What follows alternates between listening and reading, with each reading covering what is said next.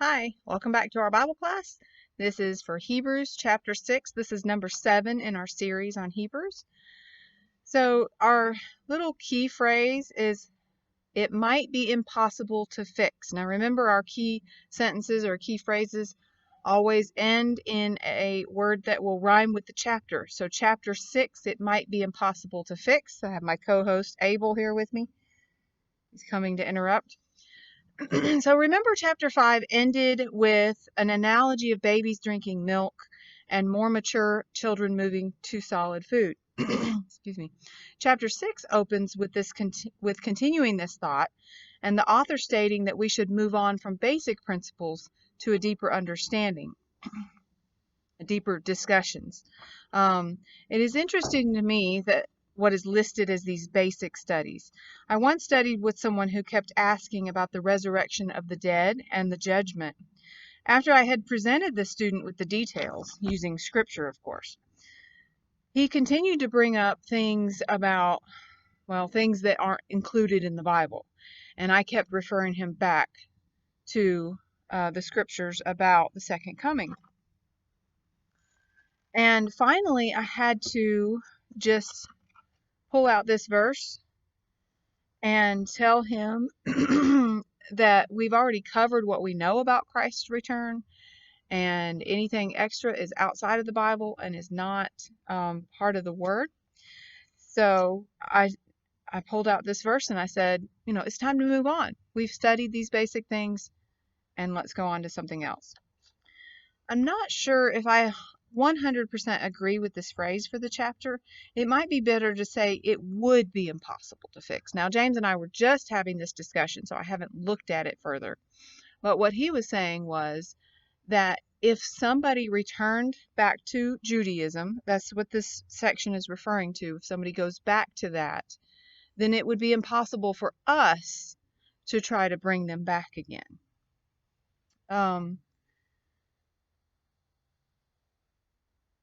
So that's a pretty strong reminder in verses 7 through 8 that if we don't bear fruit, we'll be torn down and burned. So that's a pretty vivid picture there. The writer goes on to say that we have confidence in better things. Remember, this whole book is a discussion of something better than they had before, and it was written to Jewish Christians. The Jewish people had the sacrifices. We've talked about that in previous chapters. So it's a discussion of something better than they had before. And here in verse 9, he says it's a better salvation. I love verses 10 through 12. I have them underlined in my Bible. I'll just read them. For God is not unjust to forget your work and labor of love, which you have shown toward his name, in that you have ministered to the saints and do minister. And we desire that each one of you show the same diligence to the full assurance of hope until the end, that you do not become sluggish, but imitate those who through faith and patience inherit the promises. So much is packed into those verses. I feel like I could do an entire lesson just on those 3 verses. Such encouragement. God sees our work of love, our works, plural, of love. Let's not grow weary in doing these things, but press on in love and in hope. Then comes a discussion of Abraham. God promised him. Abraham was patient, mostly, and faithful, and he received all that God had promised. God made an oath and he kept it. In verse 18, there's an interesting phrase concerning all of this, by 2 immutable things. I recently went looking for these 2 things, and I was looking in some commentaries and found that a lot of scholars are actually when I went looking for them in the scripture, I was pretty sure that it was impossible for God to lie was one of them, but I couldn't really pinpoint the other one. So I went looking in some commentaries, and I found out that scholars have been debating this for years, what these 2 things are. Now, in my opinion, it's the fact that God keeps his promises. The writer just had this discussion about Abraham and God's promises to Abraham and how God kept them, and that God is it's impossible for God to lie. So I believe it's these two things, but I'm not a scholar and I could be wrong. But one thing is for certain, that it is impossible for God to lie. So if he has promised us salvation, then we have this hope set before us.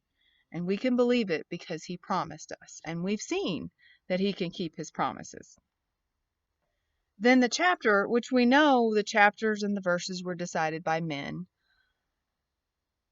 Well, this section closes out with another reminder of our high priest.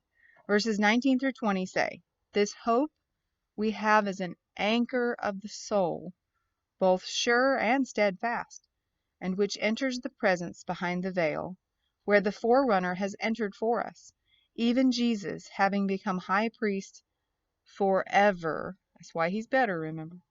"According to the order of Melchizedek." Take note of another nautical term here. We have the term of an anchor. Our hope is an anchor, steadfast and sure. If we have our line tied to that anchor, we can be steadfast and sure.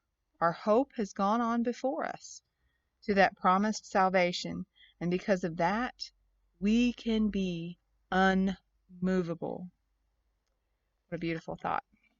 And again, he mentions here Melchizedek, and I still wonder what the Jewish people are thinking.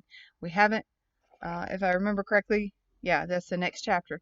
So we haven't fully dived into why the writer calls him a priest after the order of Melchizedek. And chapter 7 covers that. So stay with us next week for chapter 7. All right. The word better is used in verse 9 here to refer to better things of salvation. So they had, before, it was insufficient. They couldn't really save. And again, we'll go into that again in,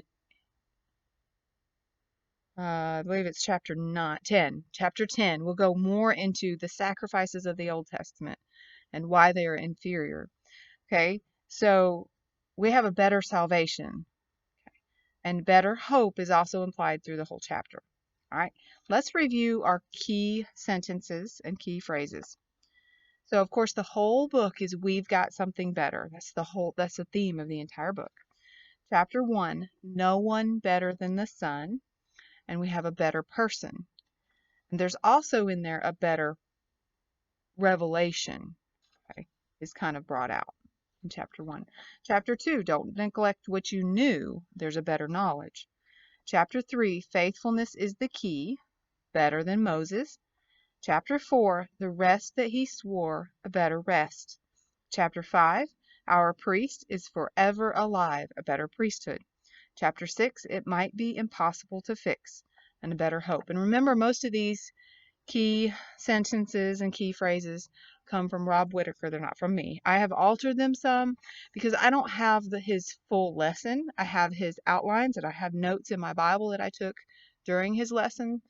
So sometimes his phrases don't match with what I think the chapter's about. And so as I've gone through these with the children, I'm doing also Hebrews for children, I have altered some of them, and also to make them a little more catchy for the children, is something they would understand a little better. So in a couple of chapters, we'll have some changes I made. All right, that's it. And don't forget, the discussion questions will be in the PDF attached to your email, and also I'll attach it to the Facebook post in our group. Thank you. See you next week.